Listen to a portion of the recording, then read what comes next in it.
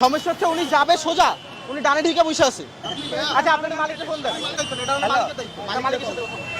এই যে ইয়ার মধ্যে ধরছে ছাত্রলীগেরা।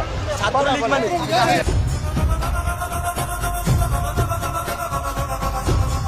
হ্যালো গাইস, কেমন আছেন সবাই? আশা করি সবাই ভালো আছেন। আজকের এই ভিডিওতে দেখাবো অস্থির বাঙালিদের কিছু অস্থির সব কর্মকাণ্ড, যা দেখে আস্তে আস্তে আপনার পেট ব্যথা হয়ে যাবে, গ্যারান্টি দিচ্ছি। শেখ হাসিনা পালিয়ে গেছে, শেখ হাসিনা নাই, শেখ হাসিনা চলে গেছে, শেখ হাসিনা পালায় না। ভগ্নাংশ তিন প্রকার, প্রকৃত অপ্রকৃত মিশ্র। সো গাইস, আজকের এই ভিডিওটি অনেক ইন্টারেস্টিং হতে যাচ্ছে, তাই সম্পূর্ণ ভিডিওটা না টেনে দেখার জন্য অনুরোধ রইল। আর যদি আমাদের চ্যানেলে নতুন হয়ে থাকুন তাহলে সাবস্ক্রাইব করতে ভুলবেন না। সো আজেরা বকবক না করে জলদি ভিডিওটি শুরু করি।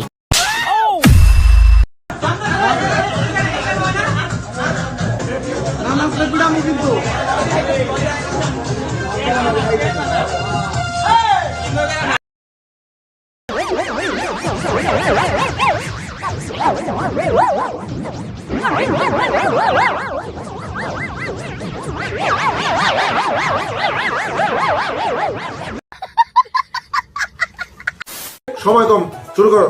সো গাইজ, শুরুতে দেখে আসি টিকটক এবং সোশ্যাল মিডিয়া কাঁপানো কিছু অস্থির ভিডিও, যা দেখে আপনিও বলবেন আরে এরা কারা।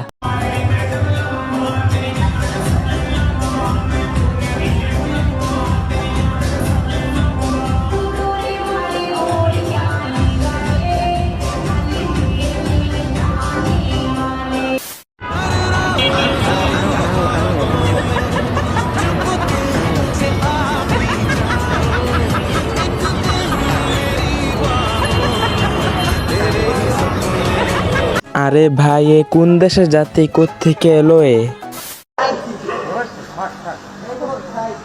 এলাকাবাসী সবাই সাবধান থাকুন ও কালকে ছাত্রদের জন্য কাচ্চি রান্না করে রাখুন। খালেদা জিয়ার ভ্রু চোখ ছাড়িয়ে কপালের মাঝখানে গজিয়েছে। সুতার মতো যা আছে তা দেখতে অনেকটা ধানের শীষের মতো। রবীন্দ্রনাথ ঠাকুর বেঁচে থাকলে এই ভ্রু দেখে লিখতেন, প্রভুর শেষে আলোর রাঙা সেদিন চৈত্র মাস, তোমার ভ্রুতে দেখেছিলাম আমার সর্বনাশ। সো গ্যাস, আবারও দেখে আসি কিছু অস্থির বাঙালিদের কিছু অস্থির কর্মকাণ্ড, যা দেখে আপনারাও বলবেন শয়তানার এখন শয়তানি করে না, বসে বসে এদের শয়তানি দেখে। আপনি কি এখন মুখটা বন্ধ কেন?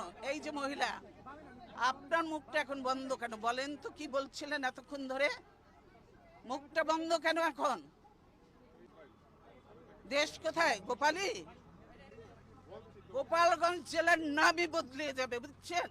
গোপালগঞ্জ আর থাকবে না। কি আপনাদের মেয়েরা তো ঝগড়া করে কেন?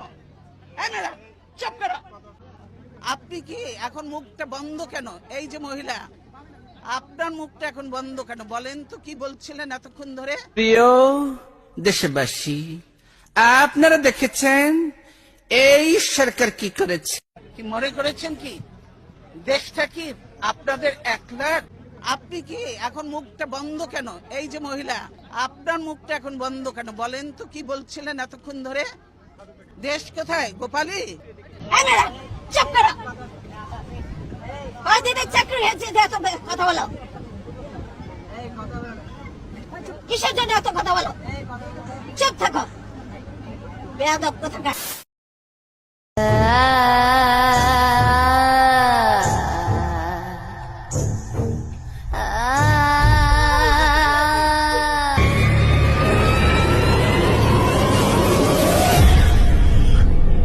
राघव, क्या हुआ भाई? ভাই, এখানে তেমন কিছু না, আমার ভাই শুধু একটু কাঁদতে চেয়েছিল, তো কাঁদতে পারছে না দেখে ও আরো কান্না করার চেষ্টা করছে।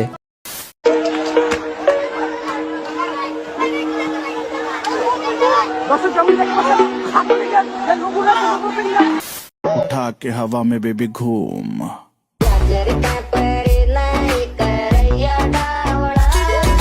ভাগ্য ভালো, দেশটা 1971 সালে স্বাধীন হয়ে গিয়েছিল, আর না হলে বাঙালিদের এরকম কর্মকাণ্ড দেখে পাকিস্তান সরকার নিজেরাই যুদ্ধ ঘোষণা করত।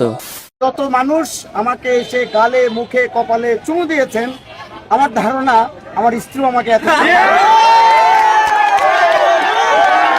বন্ধুরা, বরাবরের মতো আজকেও বিদায় নিচ্ছি। ভিডিওটি ভালো লাগে থাকলে লাইক কমেন্ট শেয়ার করবেন এবং সাবস্ক্রাইব করবেন। বিদায় নিচ্ছি, দেখা হবে পরবর্তী ভিডিওতে।